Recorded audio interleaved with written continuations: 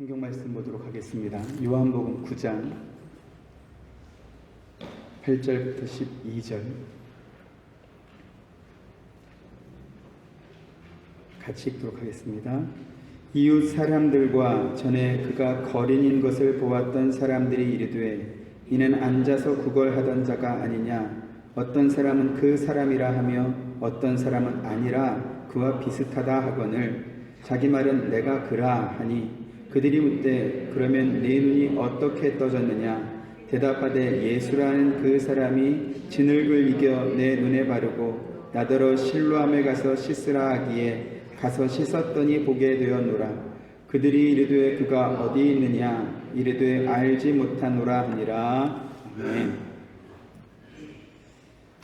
요한복음 9장은 예수님께서 날 때부터 맹인이었던 사람을 보시고 그를 찾아와서 그의 눈을 뜨게 해준 사건으로 시작하고 있습니다. 지난 시간에도 말씀드렸던 것처럼 이 요한복음을 기록한 사도 요한이 예수님이 바로 하나님의 아들이시고 세상을 구원하기 위해 오신 그리스도, 즉 메시아이다, 이것을 가르쳐주기 위해서 기록한 책입니다. 그래서 이 요한복음은 예수님께서 하신 말씀, 그분께서 행하신 모든 기적들을 사도 요한의 증언을 토대로 해서 우리 인간이 어떻게 구원을 받게 되는지 그것에 대해서 자세히 설명해 준 책이 바로 요한복음입니다. 오늘 본문에 날 때부터 맹인이었던 사람을 등장시키는 이유는 그 한 사람 병자에게 초점을 맞추어서 예수님께서 그 사람 눈에 진흙을 바르시고 실로암 연못에 가서 씻어라. 그래서 그 사람이 그 말씀을 듣고 가서 순종했더니 눈을 뜨게 되었다. 이것을 말하기 위해서 기록한 것이 아닙니다. 그 맹인은 자기 눈에 진흙을 바른 사람이 누구인지, 실로암 연못에 가서 씻으라고 하는 이유는 또 뭔지, 그리고 그렇게 눈을 씻고 나면 어떤 일이 생기게 될 것인지 전혀 알지 못하는 상황에서 그냥 시키는 대로 했던 것뿐입니다. 우리가 받은 구원의 이치가 그와 동일합니다. 우리 모두는 날 때부터 맹인이었던 사람과 같아서 구원이 뭔지, 그게 왜 좋은 건지, 또 그게 왜 필요한 건지, 구원받고 나면 뭐가 달라지는지 사실 전혀 알지 못하는 상태였습니다. 그래서 믿지 않는 사람들에게 예수 믿고 천국 가세요 이렇게 전도를 하면 그들로부터 돌아오는 질문이 뭡니까?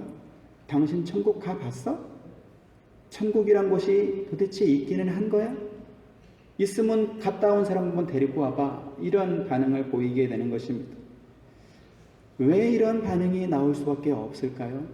그것은 그들이 맹인된 것과 동일하기 때문에 그렇습니다. 예전에는 봤는데 지금은 보지 못하는 것이 아니고 처음부터 본 적이 없기 때문에 개념 자체가 없는 것입니다. 그래서 아무리 말을 해줘도 그게 뭔지 도무지 알지 못하는 것이죠. 제가 어릴 적만 해도 동네마다 주산 학원이 있었습니다. 그리고 반 친구들 가운데 아주 많은 친구들이 주산 학원을 다녔습니다. 상업고등학교 가면 주산, 타자, 부기 이런 과목을 배웠습니다. 특히 부기라고 해서 기본적으로 회계장부를 어떻게 기입하는 것인지, 또 독특한 계산 방법을 통해서 자본의 증감의 원인과 결과를 이렇게 배우는 공부를 했습니다. 그래서 학교 다니면서 그 주산, 부기, 타자 이 등급이 몇 등급이냐에 따라서 졸업 후에 갈 수 있는 그 직장의 범위가 달라지고 했습니다. 예전에는 그렇게 주산, 부기 이런 걸 배웠는데, 근데 요즘에는 그런 과목을 잘 배우지 않습니다. 왜 그럴까요?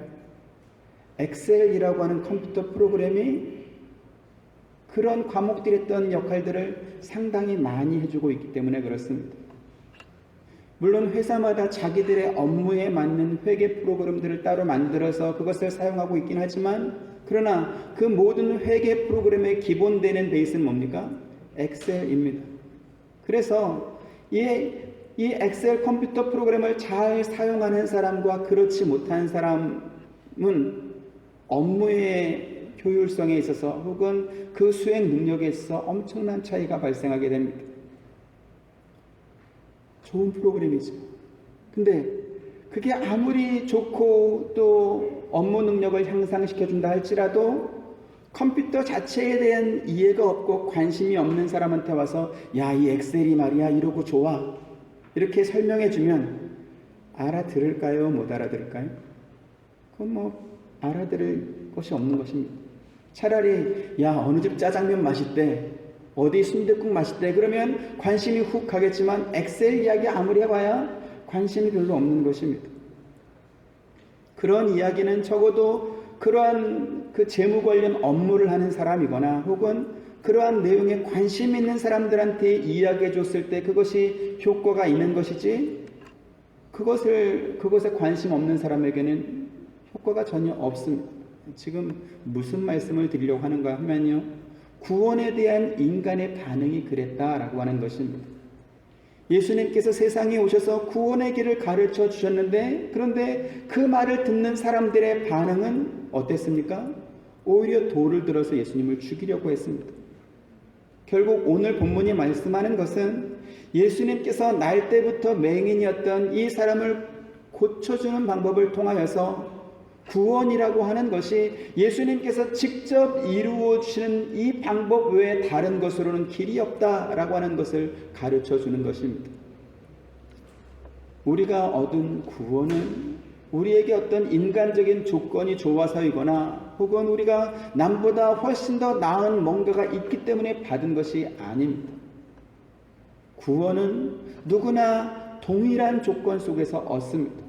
그 조건은 뭘까요? 우리가 하나님을 찾은 적도 없고 하나님이 진짜로 존재하는지 알지도 못했을 때, 아니 아예 하나님에 대해서 관심도 없을 때 그 안에서 이루어진 것입니다. 그래서 그것이 바로 복음이 되는 것입니다. 하나님께서 우리에게 구원을 얻을 만한 어떤 믿음이 있나 이런 자격이나 조건을 따져보지 않았고요. 또는 우리가 살아보니까 구원이란 게 정말 필요하더라, 그래서 구원해 주십시오 이렇게 요청한 것이 아니고 오직 하나님의 자비하심과 그분의 사랑과 그분의 은혜로만 받은 것이 바로 구원입니다. 그리고 사도 바울은 이것 외에 다른 것을 덧붙여서 기독교를 말한다면 그 사람은 하늘로부터 온 천사라 할지라도 저주를 받을 것이다 이렇게 말씀하고 있습니다. 갈라디아서 1장 8절에 같이 보시죠. 그러나 우리나 혹은 하늘로부터 온 천사라도 우리가 너희에게 전한 복음 외에 다른 복음을 전하면 저주를 받을지어다. 자, 그러면 이렇게 지금 구원을 얻는 복음에 대해서 설명을 드리면 이러한 질문하는 분이 꼭 있습니다. 좋다. 만약 구원이라고 하는 것이 우리의 의지나 우리의 행위와 전혀 관계없이 또는 우리에게서 어떤 자격이나 조건도 따지지 않고 오직 하나님의 은혜로만 받은 것이라면, 그러면 주일날마다 교회에 나와야 되는 이유는 뭐냐? 착하게 살아야 되는 이유는 뭐냐? 이렇게 묻는 것입니다. 오늘 말씀드리려고 하는 것이 바로 이 문제에 관한 것입니다. 8절 말씀에 보니까 이웃 사람들과 전에 그가 거린인 것을 보았던 사람들이 이르되 이는 앉아서 구걸하던 자가 아니냐. 10절에 그들이 묻되 그러면 내 눈이 어떻게 떠졌느냐 이렇게 묻습니다. 지금 이 질문을 자세히 보시기 바랍니다. 사람들의 관심은 뭡니까? 날 때부터 맹인이었던, 그래서 길에서 구걸하던 이 사람이 어떻게 보게 되었느냐 하는 것입니다. 이 질문 속에 너의 눈을 누가 뜨게 해줬냐 이런 관심은 없습니다. 단지 어떻게 보게 됐냐라고 하는 그 방법에 대한 질문만 있을 뿐입니다. 사람들의 질문에 대한 이 맹인이었던 사람의 대답은 뭡니까? 11절에 같이 보시죠. 시작. 대답하되 예수라는 그 사람이 진흙을 이겨 내 눈에 바르고 나더러 실로암에 가서 씻으라 하기에 가서 씻었더니 보게 되었더라. 지금 이 대답에서 예수라고 하는 이 이름과 자기가 실로암에 가서 씻었더니 보게 되었더라, 이 둘 중에 어디에 무게중심이 더 있는 것처럼 보이십니까? 예수가 고쳤다, 입니까? 아니면 내가 가서 씻었더니 보게 되었다 입니까? 어느 쪽이죠? 지금 이 대답을 하고 있는 이 사람이 예수가 누군지 정확하게 알지 못합니다.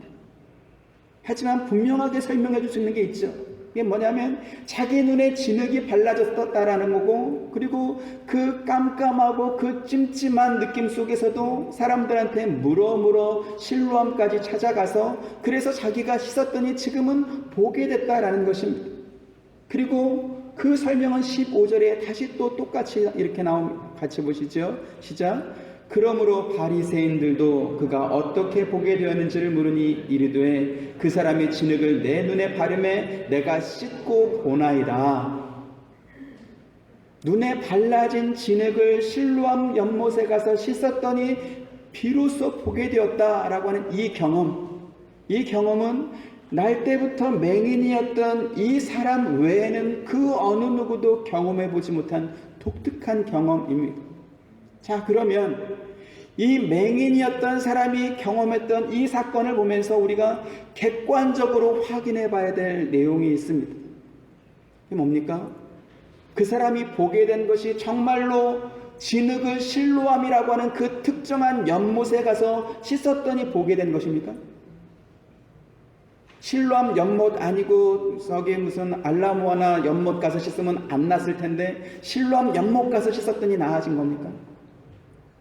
진흙이 아니고 물감을 칠했으면 안 났을 텐데 진흙을 발랐기 때문에 나아진 겁니까?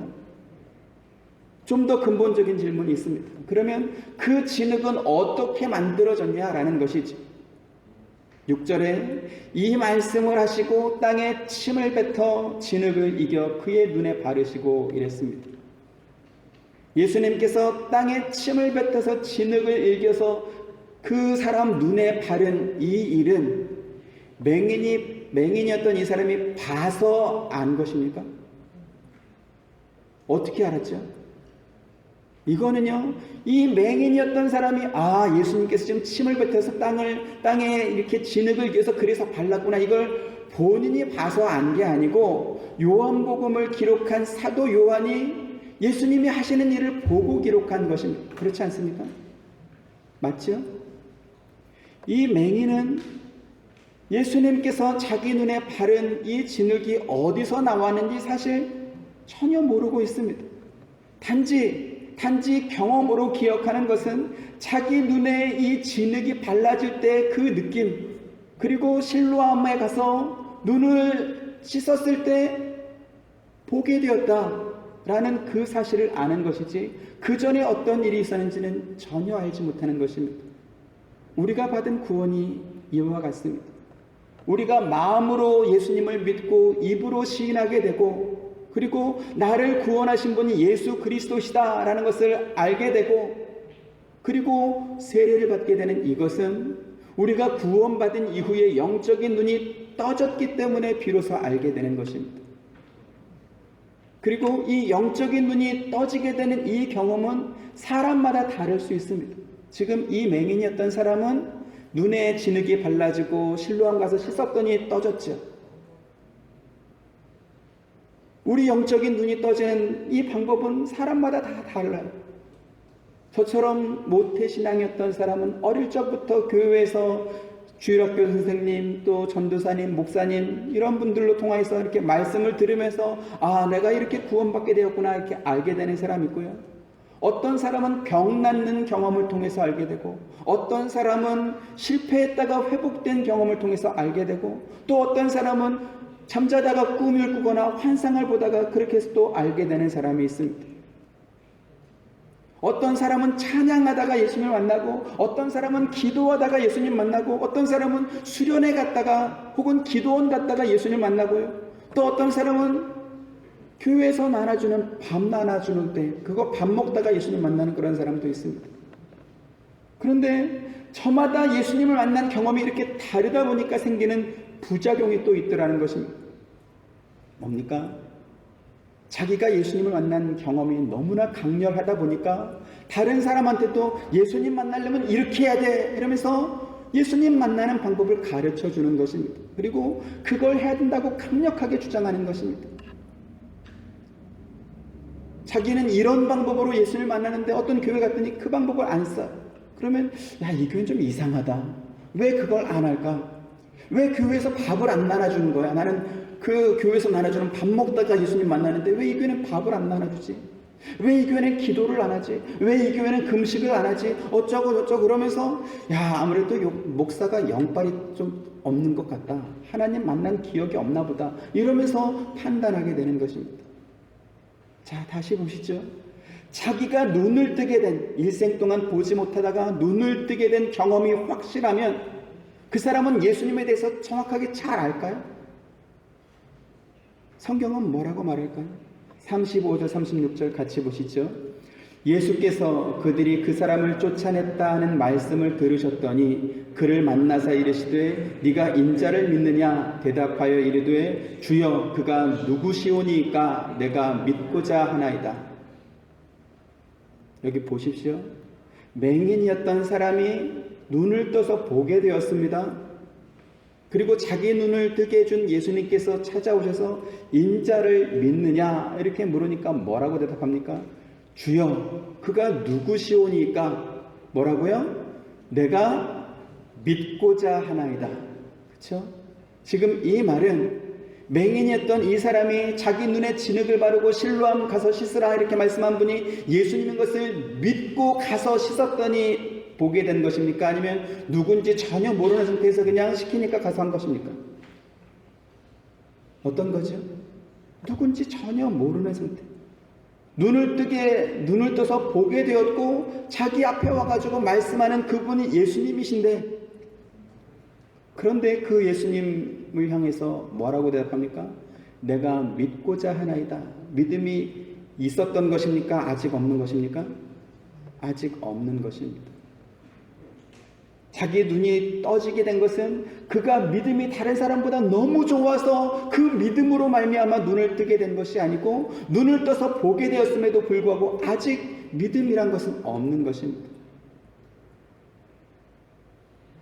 구원은 내가 믿어서 받는 것입니까? 아니면 뭐가 뭔지 모르지만 어쨌든 먼저 받고 본 것입니까? 어떤 거죠? 구원은 내가 믿음이 너무 좋아서 받은 것입니까? 아니면 받고 나니까 생긴 것입니까? 받고 난 것입니다. 내가 구원받았다는 것을 내가 알고 있습니다. 그리고 맹인이 눈을 뜬 것처럼 확실한 신앙의 경험도 있습니다. 때로는 주변의 사람들이 당신 어떻게 구원받았습니까? 이렇게 묻기도 합니다. 근데 문제는 뭐죠? 나를 구원하신 분이 누구신지, 어떻게 구원받게 되는지 정확하게 잘 알지 못하는 것입니다. 그래서 우리가 할 수 있는 대답은 뭡니까?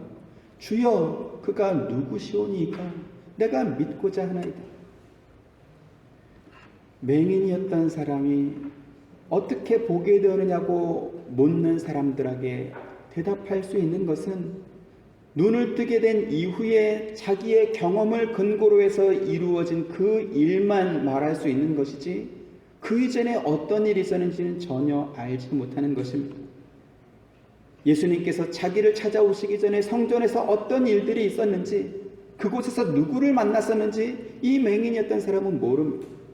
우리가 받은 구원 역시 주님께서 개별적으로 나를 찾아오셔서 만나주시고 믿음의 확신도, 마음의 확신도 주시고 이런저런 어떤 신앙의 경험을 주시니까 비로소 내가 구원받은 사람이 확실하구나 하는 것을 믿게 되는 것입니다.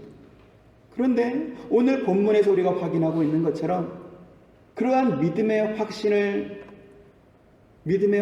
수 있는 것을 시간적인 또 논리적인 과정에서 살펴보면 우리가 이미 구원받아서 영적인 눈이 떠졌기 때문에 비로소 알게 된 것들입니다.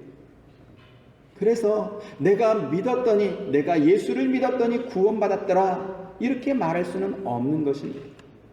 내가 주를 믿습니다. 마음으로 믿고 입으로 고백하고 세례를 받게 되는 것은 내가 믿기로 결심하고 회개해서 된 것이 아니고요. 주님께서 나를 먼저 찾아오셔서 구원하셨기 때문에 내가 죄인인 것을 알게 되고 그래서 회개할 수 있게 되고 그 뒤로 믿음이라는 것이 차곡차곡 더 쌓아지는 것입니다.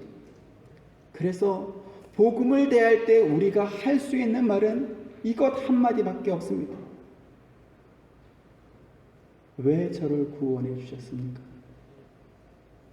그 많은 사람들 중에 왜 저입니까? 내가 다른 사람보다 뭐가 더 나은 것이 있기에 주님께서 나를 사랑하시고 구원하셨습니까? 이와 같은 감사와 감격, 그것 외에 다른 말이 할 것이 없는 것입니다. 하나님의 이 사랑에는 이유가 없습니다. 그리고 성경에는 이 점을 그렇게 수없이 반복해서 계속 확인시켜주고 있는 것입니다. 그러면 이제 설교를 시작하면서 질문드렸던 그것에 대한 답을 드리겠습니다. 그러면 우리가 받은 이 구원이 나에게는 아무런 조건도 없고 오직 하나님의 사랑과 은혜로 주신 것이고 이 구원은 취소될 수 없다라고 한다면 굳이 왜 열심히 신앙생활을 해야 하는가 하는 것이죠. 왜 우리는 착하게 살아야 되고 왜 우리는 희생하면서 살아야 되겠습니까? 구원에는 두 가지 영역이 있습니다. 크게 나누어서 두 가지 영역이 있습니다. 그 중에 하나는 신분의 변화이고요. 또 다른 하나는 수준의 변화입니다. 우리는 태어나면서부터 죄인의 신분입니다. 여기서 죄인이라고 하는 것은 하나님 앞에 저주받은 자와 같다라는 것입니다. 하나님과 관계가 없고 죄를 지을 수밖에 없는 마귀의 종된, 마귀의 아들 된 자의 신분을 죄인이다 이렇게 말합니다. 요한복음 8장 44절 같이 보시죠. 시작. 너희는 너희 아비 마귀에게서 났으니 너희 아비의 욕심대로 너희도 행하고자 하느니라. 그는 처음부터 살인한 자요 진리가 그 속에 없으므로 진리에 서지 못하고 거짓을 말할 때마다 제 것으로 말하나니 이는 그가 거짓말쟁이요 거짓의 아비가 되었음이니라. 이처럼 우리 아비는 마귀였습니다. 죄인의 신분으로 태어났고 그 죄인의 신분으로 살 수밖에 없습니다. 그런데 하나님께서 하나님의 자녀라는 신분으로 바꾸어 주신 것, 이것을 가리켜서 구원이다 이렇게 말합니다. 그리고 이렇게 받은 구원은 무슨 일이 있어도 절대 취소되지가 않습니다. 또 이 구원은 우리의 요청이나 우리의 됨됨이나 우리의 어떤 조건이나 열심과 상관없이 일방적으로 하나님께서 주신 선물입니다. 이것을 가리켜서 신분의 변화이다 이렇게 말합니다. 하지만 이 구원은 단지 죄인이었던 우리의 신분을 바꾸어 주시는 것에만 그치지 않습니다. 이제는 너희의 신분이 바뀌었으니 어떤 사람이 되어야 하는지 근본적인 수준의 변화로 이끌어가는 것입니다. 고등학교 미술 시간에 조각칼로 빨래비누를 이렇게 조각해서 얼굴을 만드는 그런 시간이 있었습니다. 기억나십니까? 시작할 때는 똑같은 빨래비누였지만 수업이 끝난 뒤에는 어떤 친구는 정말 멋진 사람의 얼굴을 만든 친구가 있었고요. 또 어떤 친구는 이렇게 비슷하긴 한데 영 사람 얼굴 같지 않은 그런 친구도 있습니다. 그런가 하면 동이 서에서 먼 것처럼 미술의 감각과는 전혀 이렇게 그런 게 없는 저 같은 그런 사람은 사람의 얼굴을 만든다고 만들어내 끝날 때는 십자가가 딱 예수 믿는 사람은 십자가지 십자가만 딱 만들어 놓은 그런 사람도 있습니다. 지금이야 비누가 매끈매끈하게 좋지만 옛날 빨래비누는 크기만 비슷하지 겉에 뭐가 묻은 게 많았습니다. 양잿물, 가루, 무슨 그래서 이렇게 뭐가 많아요. 그래서 조각을 시작하기 전에 넓은 편편한 조각칼로 이렇게 긁어냈습니다. 매끈매끈하게. 왜 긁어내죠? 밑그림을 그려야 되니까. 거기다가 그러니까 사실은 밑그림을 얼마나 잘 그리느냐에 따라서 조각하는 모양이 달리 나오는 것입니다. 그래서 이렇게 매끈하게 만들고 밑그림을 잘 그리고 그렇게 조각해서 얼굴 모양을 만들어내는 것입니다. 우리가 받은 두 번째 구원의 두 번째 영역이 바로 그와 같은 것입니다. 하나님께서 죄인인 우리를 하나님의 자녀라고 하는 신분으로 바꿔주시고 더 이상 죄인이 아닌 의로운 자로 여겨주시는 1차적인 구원, 기본 구원이라고도 말하는 이 구원을 우리가 받았습니다. 이제 받았으니 그걸로 끝이 아닌 것이죠. 조각을 시작하기 전에 비누의 표면을 이렇게 매끄럽게 만들었으면 이제는 뭐 해야 됩니까? 그림 잘 그려서 그리고 이쁘게 모양을 만드는, 깎고 다듬는 작업을 해야 되는 것입니다. 구원의 두 번째 영역에 있어서 깎고 다듬는 작업이 있다라는 것입니다. 그리고 이 두 번째 영역에 있어서는 본인의 순종과 본인의 동의가 반드시 필요합니다. 왜 그렇습니까? 이 부분은 구원받은 본인이 스스로 만들어가야 될 자신의 성품과 인격의 싸움이기 때문에 그렇습니다. 그리고 이 두 번째 영역의 구원을 가리켜서 신학적인 용어로 성화구원이다 이렇게 말을 합니다. 뭐라 그런다고요? 성화구원. 하나님께서 우리를 구원하신 것은 단지 죄인이었던 우리의 신분을 하나님의 자녀로만 바꾸어 놓기 위해서 구원한 것이 아닙니다. 이제는 너희가 예수 그리스도의 은혜로 너희의 신분이 변화되었으니 이제는 그 신분에 합당한 존재로 만들어져라. 이와 같은 뜻이 있는 것입니다. 하나님께서는 우리가 죄의 노예였던 이 자리에서 이제는 하나님의 자녀답게 되기를 원합니다. 신성한 성품에 참여하는 자로서 흠이 없고 점이 없는 거룩한 완성품이 되어서 우리를 부르신 하나님의 뜻과 하나님의 이유를 아는 자가 되기를 원하신다라는 것이죠. 베드로후서 1장 3절 4절 같이 보시겠습니다. 시작. 그의 신기한 능력으로 생명과 경건에 속한 모든 것을 우리에게 주셨으니 이는 자기의 영광과 덕으로서 우리를 부르신 이를 알므로 말미암음이라. 이로써 그 보배롭고 지극히 큰 약속을 우리에게 주사 이 약속으로 말미암아 너희가 정욕 때문에 세상에서 썩어질 것을 피하여 신성한 성품에 참여하는 자가 되게 하려 하셨느니라. 아멘. 우리를 구원하신 궁극적인 목적, 하나님의 모양과 형상으로 만들어진 그 신성한 성품에 참여할 수 있는 그러한 존재가 되길 원하시는 것입니다. 예수님께서 날 때부터 맹인이었던 이 사람이 전혀 요청한 적도 없는데 그의 눈을 뜨게 해주셨습니다. 그러면 이제 눈을 뜬 그 사람은 뭐 하며 살면 될까요? 예수님 만나기 전까지 길에서 구걸하던 이 사람이 예수님을 만나서 이제는 눈을 뜨게 되었습니다. 이제 그 사람은 뭐 하면 됩니까? 다시 눈을 감고 안 보이는 척하면서 계속 이렇게 구걸하고 있으면 되겠습니까? 여러분이 만약 그 사람이라면 어떻게 하시겠습니까? 이제 볼 수 있게 되었으니 뭔가 생산적인 일을 하면서 더 이상 남에게 구걸하는 그러한 삶이 아니라 이제는 누군가에게 도움을 주는 그러한 삶을 살아야 되지 않겠습니까? 하나님께서 우리가 구원해달라고 요청한 적도 없는데 그런데 우리를 구원해 주셨습니다. 그럼 이제 우리는 뭐 하며 살면 될까요? 앞서도 말씀드린 것처럼 한 번 구원받은 사람은 그 사람이 계속 죄를 범하고 있든지 아니면 착한 삶을 살고 있든지 무엇을 하든지 간에 그가 받은 구원은 절대로 취소되지 않습니다. 왜냐하면 그 구원이 그 사람의 어떤 자격이나 그가 행했던 어떤 성과를 보고 받은 것이 아니기 때문에 그렇습니다. 그렇다 보니까 무엇을 해도 받은 구원이 절대 취소되지 않는다면 뭘 해도 상관없지 않냐 그러면서 마음대로 사는 그러한 사람도 있습니다. 그렇게 가르치는 곳도 있습니다. 그게 바로 구원파 이단입니다. 이와 같이 똑같은 생각을 했던 사람이 그런데 사도 바울이 활동하던 로마 교회도 있었습니다. 로마서 6장 1절 2절에 같이 보시죠. 시작. 그런즉 우리가 무슨 말을 하리요? 은혜를 더하게 하려고 죄에 거하겠느냐? 그럴 수 없느니라. 죄에 대하여 죽은 우리가 어찌 그 가운데 더 살리요? 그럴 수 없느니라. 그럴 수 없다. 어떻게 죄에 계속 더 살 수 있겠느냐? 그러면서 구원받은 성도들이 살아야 되는 삶의 자세, 또 만들어내야 되는 그러한 삶의 모습에 대해서 이렇게 설명해 주고 있습니다. 4절부터 6절 또 보시죠. 시작.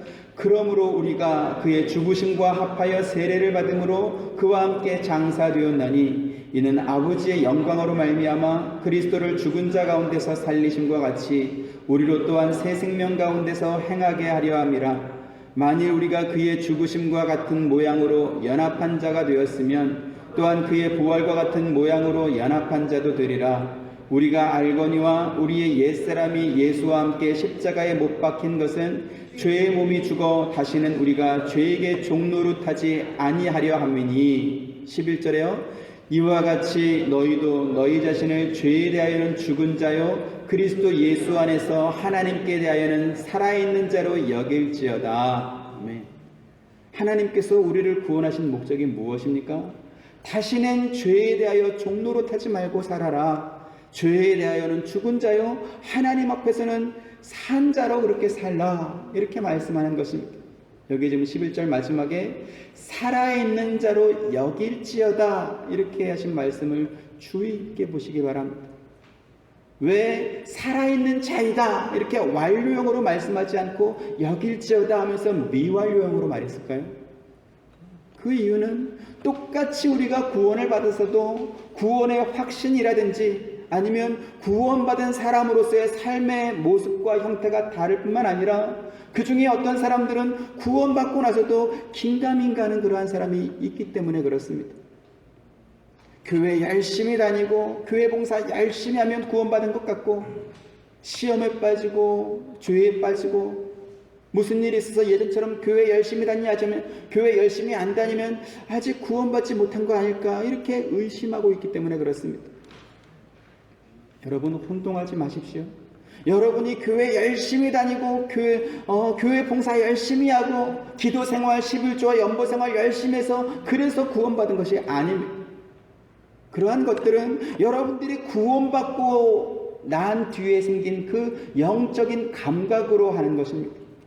다시 말씀드려서 이제는 보게 되었기 때문에 시작하게 된 것이지 예전에 하나님에 대한 감각이 없을 때는 관심도 없고 필요도 느끼지 못했던 그런 것들 아닙니까?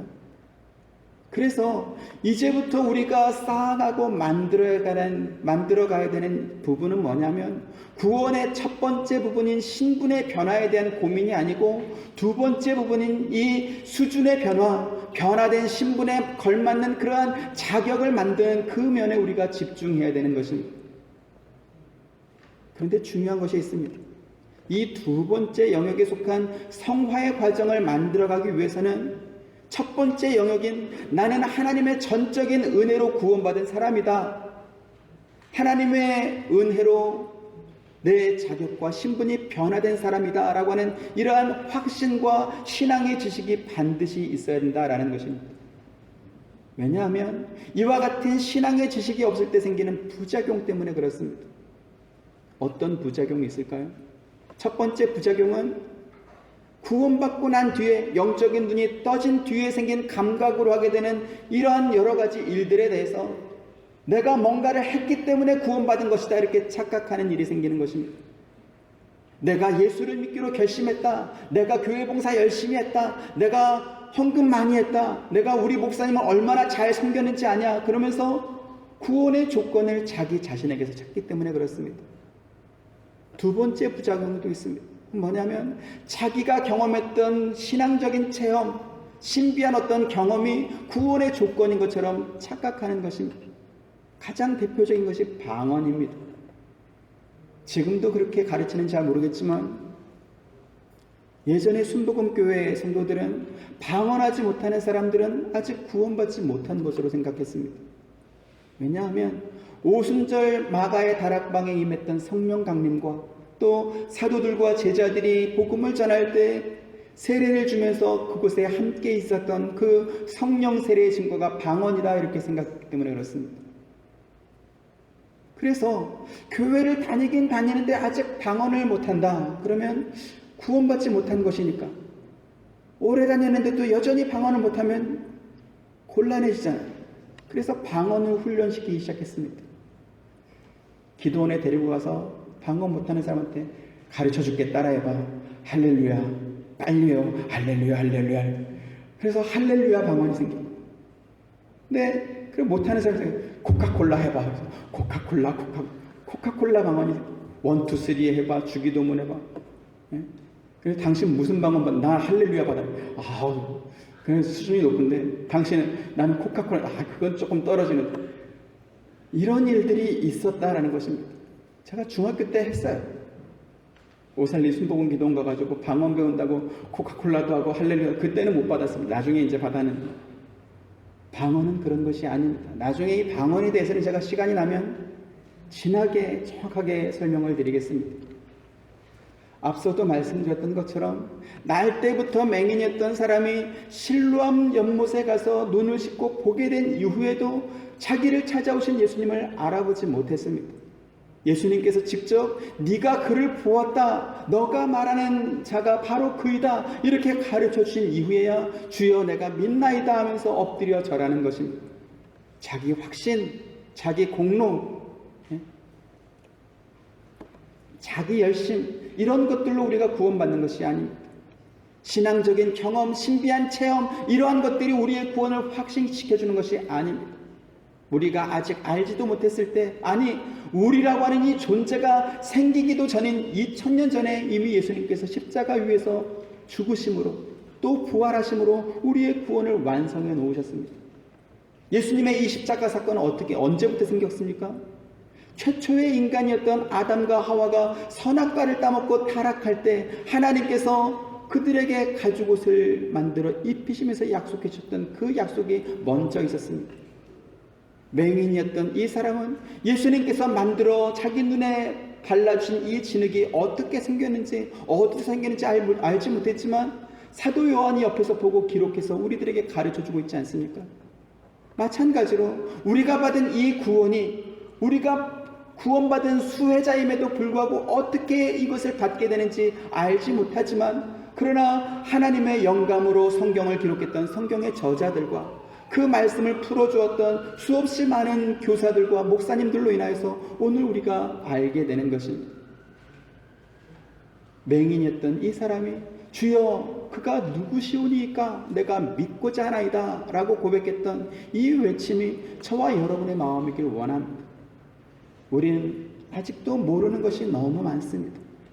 부족한 것은 더 많습니다. 하지만 이제 보았으니, 구원받은 우리의 신분이 하나님의 자녀와 백성으로 변화된 것을 알았으니 이제는 하나씩 하나씩 그 품격을 만들어가면 되는 것입니다. 처음부터 잘하겠습니까? 잘할 수 없죠. 공장에서 한 번씩 찍어서 만들어내는 제품은 아주 단순한 것들입니다. 프레스 한 번씩 이렇게 움직일 때마다 척척척척 완제품이 나오는 건 너무나 단순한 것들이에요. 일회용 나이프, 포크, 이런 것들 아니겠습니까? 하지만 스마트폰, 자동차, 비행기, 이런 것들은 부품이 아주 많이 들어갑니다. 하지만 그 복잡한 모든 제품들이, 그러한 부품들이 다 제자리에 들어가고 완성품이 되고 나면 아주 고급스러운, 아주 유용하고 특별한 제품이 되지 않겠습니까? 구원받은 사람이 한 번에 자기가 뭔가 됐다 이렇게 생각하는 사람은 아주 단순한 사람입니다. 우리 인간은 그렇게 단순하지 않습니다. 복잡합니다. 알면 알수록 머리가 아픕니다. 옆에 계신 분 한번 보시기 바랍니다. 단순해 보이십니까? 복잡해 보이십니까? 쉽고 만만해 보이십니까? 어느 한 사람 쉬운 사람 없고 만만한 사람 없습니다. 복잡하고 머리가 아픕니다. 하지만 다행인 것은 우리가 이 모양 저 모양으로 다듬어지고 만들어져 가고 있다는 것입니다. 그래서 희망이 있습니다. 왜요? 우리가 점점 완성품이 되어가고 있기 때문에 그렇습니다. 공장에서 아직 조립 중인 스마트폰을 들고서 이거 왜 전화가 안 되는 거야? 이거 카메라가 왜 이래? 이렇게 말하는 사람이 있으면 그 사람은 뭔가 좀 부족한 사람이죠. 완제품이 돼서 나와야 전화를 확인하고 카메라를 확인하고 할 수 있지 않겠습니까? 우리의 구원은 신분의 변화 면에 있어서는 완성됐지만, 그러나 그 품격 면에 있어서는, 성화 구원의 면에 있어서는 아직 미완성입니다. 완성된 사람은 어디 있을까요? 하나님 옆에 계시겠죠. 그렇죠? 여기는 없을 겁니다. 그렇죠? 그래서 여러분 주변의 옆 사람이 뭔가 부족함이 보일 때 미리 실망하지 마시기 바랍니다. 그 대신에 서로 격려하고 위로하시기 바랍니다.